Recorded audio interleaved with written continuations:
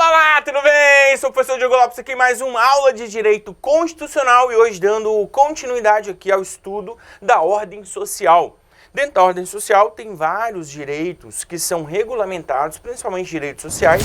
Hoje a gente vai falar do meio ambiente, então já coloque no seu material meio ambiente. Olha, o meio ambiente ecologicamente equilibrado é um direito que foi regulamentado aqui, previsto no artigo 225 da Constituição Federal. O artigo 225 da Constituição Federal é um artigo só, mas ele é um capítulo dentro da ordem social, ou seja, o Constituinte, ao criar a Constituição, ele deu um capítulo específico para a proteção do meio ambiente, tá? Então a gente vai ver aqui várias normas dentro do artigo 225 que vieram para proteger o meio ambiente ecologicamente equilibrado, beleza? Então já coloque no seu material o primeiro tópico aí, direito ao equilíbrio ecológico, direito ao equilíbrio ecológico. Direito, então, ao equilíbrio ecológico é o direito que a gente vai visualizar aqui no artigo 225. Por quê?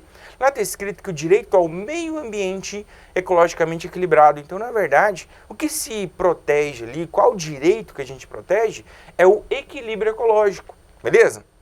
Então, numa sociedade que se busca o desenvolvimento, é interessante que se preserve o quê? O meio ambiente. Porque o meio ambiente ele é finito, então é interessante que haja esse equilíbrio ecológico para que as presentes e as futuras gerações sejam beneficiadas com o que o meio ambiente pode oferecer, belezinha? Então o direito aqui que a gente tutela é o equilíbrio ecológico no meio ambiente. Tamo junto? Bem, e onde eu encontro esse direito? No próprio artigo 225 caput, que diz o quê?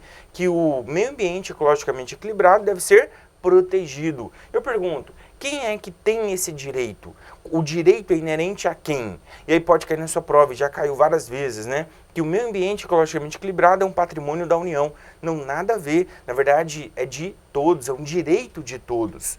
É um direito de todos, tá? Então, o titular aqui, na verdade, é todos. Inclusive, o próprio texto constitucional afirma isso. A todos, devendo ser preservado para as presentes e futuras o quê?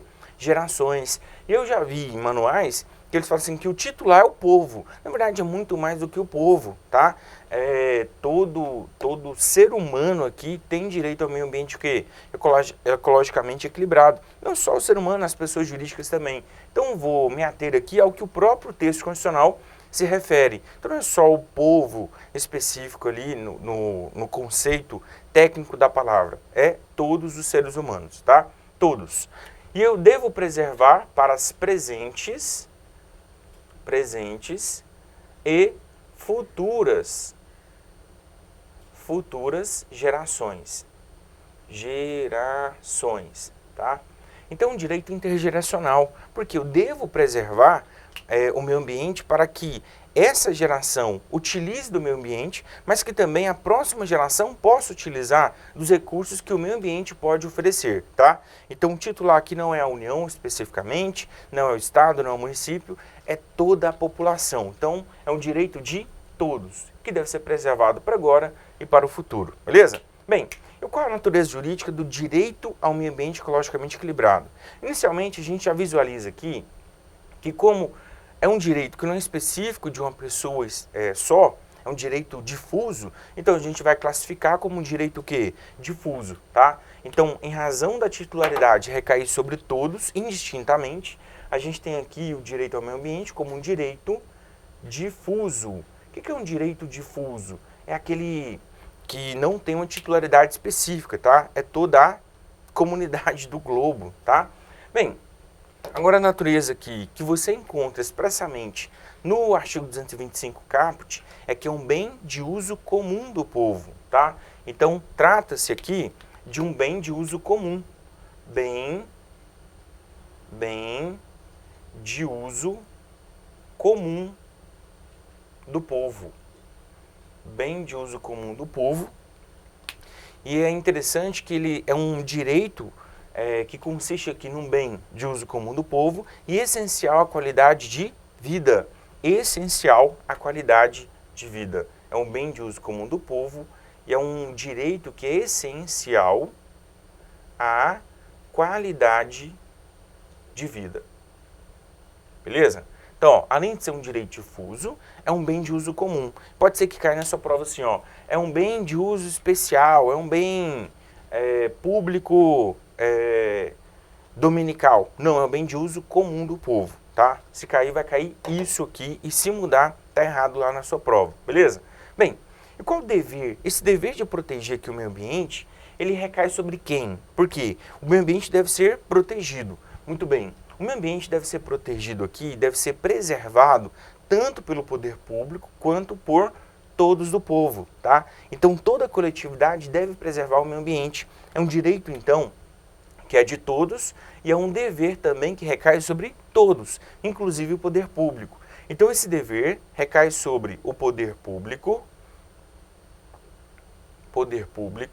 ou seja, o Estado, e a coletividade.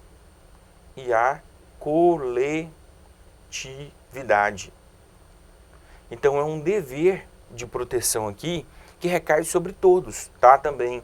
Então, o poder público tem a sua parcela de atribuição aqui na tutela do meio ambiente, mas também o restante da coletividade terá a sua parcela de contribuição, belezinha? Então, ó, a gente viu aqui no CAPT que tem muita informação, né? A gente viu que é um direito de todos, a gente viu que é um direito que deve ser preservado e defendido aqui pelo poder público e pela coletividade, e trata-se aqui de um direito difuso, mas que também consiste num bem de uso comum do povo, devendo ser preservado aqui porque ele é essencial à qualidade de vida, beleza? Agora a gente vai falar aqui da incumbência do poder público. A gente falou que o poder público tem o seu dever, mas que dever é esse? E o texto constitucional, no artigo 225, parágrafo 1º, ele dedicou aqui um parágrafo somente para falar das atribuições do poder público, da incumbência do poder público. Então já anote no seu material aí, a gente vai analisar aqui o parágrafo 1º do artigo 225, que ele fala dos deveres inerentes ao poder público. Eu pergunto, que poder público é esse? Muito bem, olha, poder público aqui vai abranger, a gente vai ver aqui, que o poder público tem competências, tá? E aí, que competência é essa? Para a gente entender que poder público é responsável pela tutela do meio ambiente, a gente tem que analisar as competências legislativas e competências materiais inerentes aqui ao poder público, tá? Então vamos lá, vamos começar pela competência legislativa. A competência legislativa, ou seja, a competência para criar leis na tutela do meio ambiente, recai sobre quem? Olha, o artigo 24, incisos 6 e 8, traz aqui para a gente que a competência para legislar sobre direito ambiental recai sobre quem? Sobre a União, que edita normas gerais, e também sobre os estados. Ou seja, trata-se da competência concorrente, prevista no artigo 24 da Constituição Federal. E agora, dentro da competência concorrente, quem é que legisla? Muito bem, dentro da competência concorrente, a União edita normas gerais e os estados e o DF editam normas o quê? Específicas. Lá no artigo 24 ele fala que no exercício da competência concorrente, a União se limitará a editar normas gerais. E os estados e o DF vão suplementar as normas criadas pela União, ou seja, vão complementar. Ou seja, os estados editam normas o quê? Específicas. Lembrando também que o município pode legislar nos termos do artigo 30, nos termos aqui do artigo 30, incisos 1 e 2 ACF, o município pode editar normas de interesse o quê? Local, podendo ainda suplementar a lei federal e a lei estadual no que couber. O que é esse no que couber? Assuntos de interesse local. Então coloquem no seu material que compete aos municípios editarem normas sobre assunto de interesse o quê? Local, podendo ainda suplementar a União e os estados no que couber. Ou seja, aquilo que for de interesse o quê? Local. E eu pergunto, o que está dentro do artigo 24 aqui sobre o meio ambiente que compete aos estados e à União de forma concorrente legislar? Muito bem. O inciso 6 vai falar aqui sobre florestas faz parte aqui do meio ambiente, fauna, flora, né? A conservação e proteção do meio ambiente no contexto geral e controle da poluição. Beleza?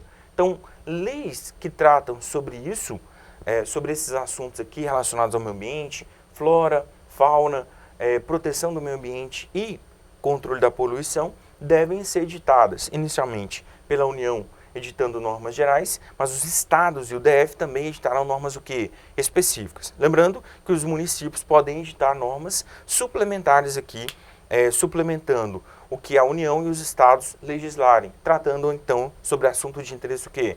Local, beleza? Bem, ainda dentro do artigo 24, dentro da competência legislativa concorrente, nós encontramos aqui a responsabilidade por danos ambientais.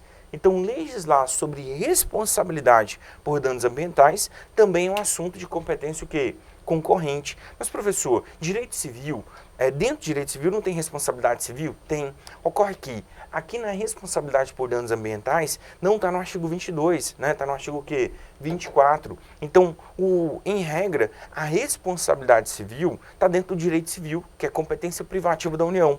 Agora, legislar sobre responsabilidade por danos ambientais é uma competência concorrente. A União pode legislar, mas limitando-se a editar normas gerais, e os estados normas o quê? Específicas sobre responsabilidade por danos ambientais. Um exemplo aqui é a própria lei de crimes ambientais, que trata sobre responsabilidade administrativa, civil e penal por danos o quê? Ambientais. É uma lei federal, mas no que tange a reparação dos danos ambientais, pode haver leis o quê? Estaduais, especificando ali, né, tratando de forma específica para a unidade da federação sobre a reparação civil. Professor, direito penal pode? Não. Por quê? Direito penal está dentro do artigo 22, sendo competência privativa da União, beleza? Bem, dando continuidade aqui, vamos falar aqui agora sobre a competência material. Para a gente entender aqui qual é essa incumbência do poder público, a gente viu que para legislar, os três entes podem legislar. Em regra aqui, competência concorrente, mas os municípios também podem suplementar. Lembrando que o município não está dentro da competência concorrente. Da competência concorrente, legisla quem? A União, os estados e o DF. Mas os municípios não estão de fora, porque ao analisar o artigo 30, eles podem legislar sobre assunto de interesse o quê? Local, e também podem suplementar a lei federal, a lei estadual no que couber, tá? Bem, agora competência material, de fazer, de proteger, de preservar, a gente tem aqui então o artigo 23. O artigo 23 aqui que traz pra gente a competência comum. Então a competência material, ela não é exclusiva de determinado órgão, tá? De determinado ente. Trata-se aqui de uma competência comum. Se a competência comum, ela recai sobre quais entes federativos? União, estados, DF e municípios. Todos têm um dever aqui de fazer valer a competência que você encontra no artigo 23 da Constituição Federal. E o artigo 23, ele trata sobre meio ambiente histórico, arqueológico, mas eu trouxe aqui aqueles assuntos mais afetos ao meio ambiente mesmo, mais específicos, que são os incisos 6 e 7 do artigo 23 da Constituição Federal, dizendo que compete à União, Estado, DF e municípios o quê? Primeiro, proteger o meio ambiente e combater todas as formas de poluição. De novo, proteger o meio ambiente e combater todas as formas de poluição.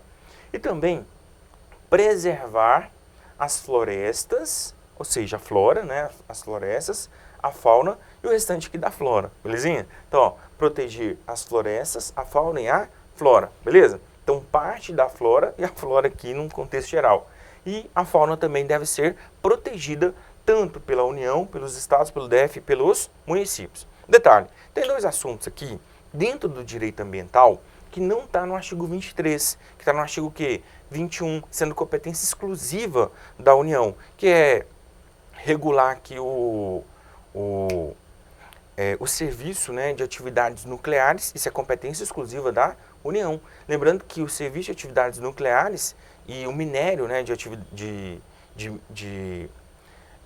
pedras nucleares, jazidas nucleares aqui, né, radioativas, está dentro da competência exclusiva da União, em razão da importância, né, de ter o controle sobre esses produtos nucleares, radioativos e também o próprio serviço de atividade nuclear, belezinha?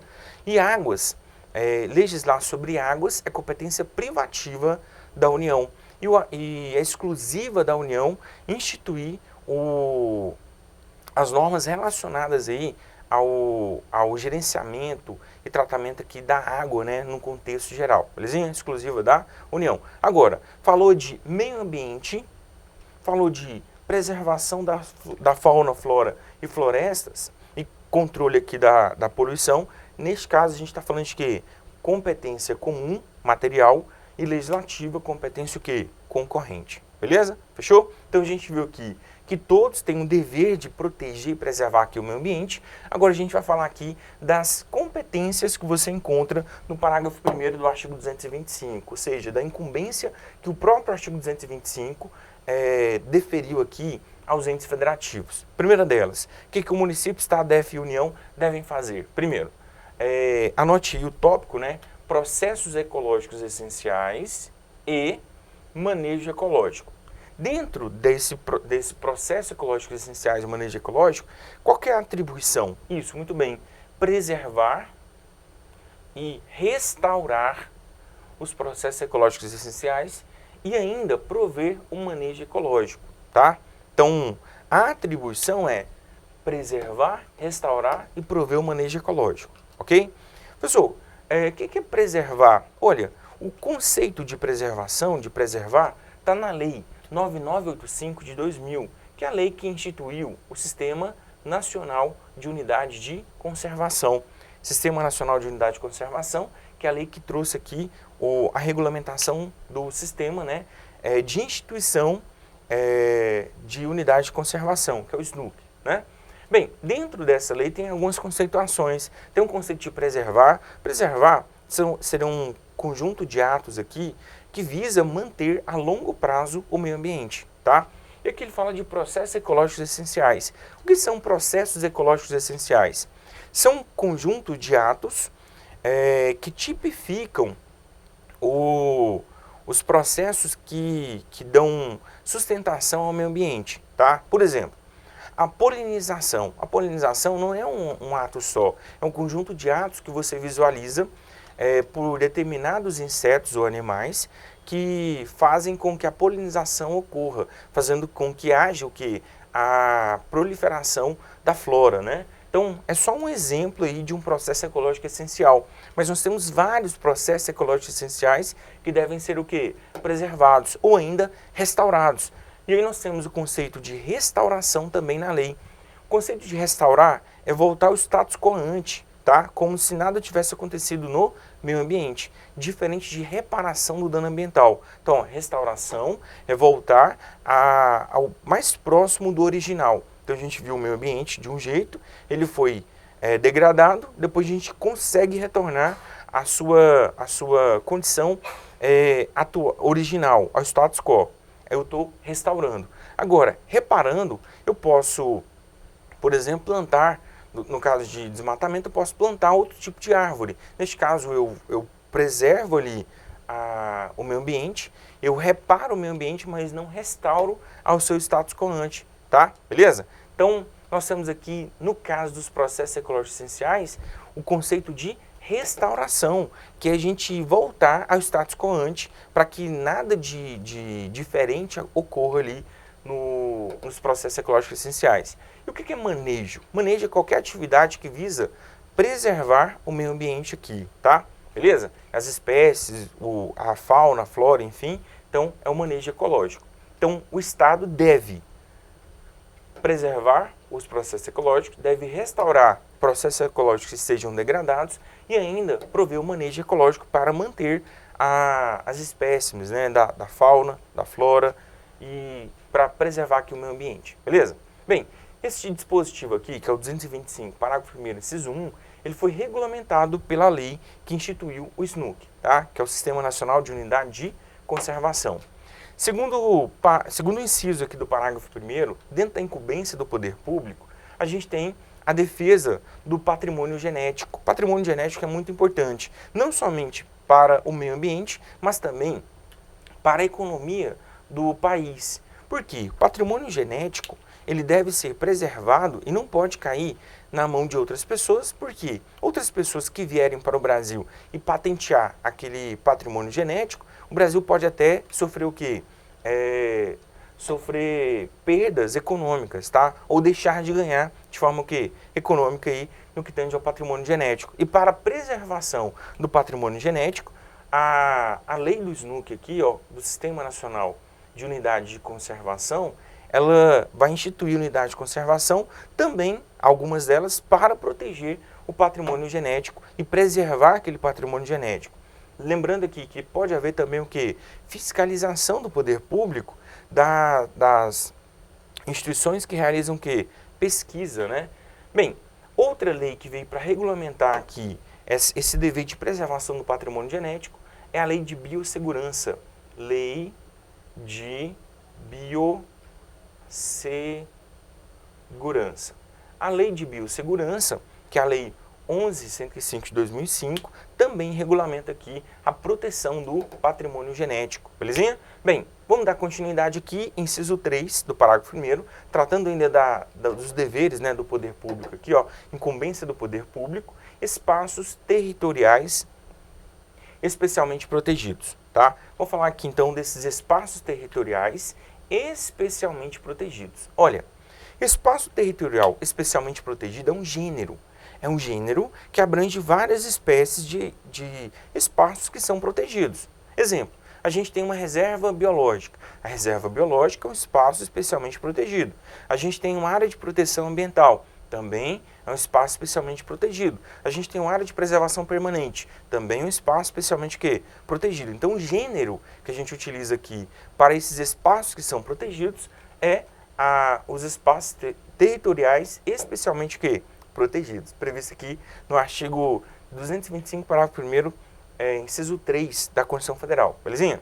Bem, agora, o que o Estado deve fazer? Ele deve, na forma da lei, definir, ou seja, criar, delimitar esses espaços especialmente protegidos, tá? Em quais unidades? Em todas as unidades da Federação. Então, olha, a União pode definir esses espaços, os estados, o DF e os municípios podem, então, na verdade, como a gente vê que é uma norma constitucional, eles devem estabelecer, né, delimitar, criar, definir esses espaços que são especialmente protegidos.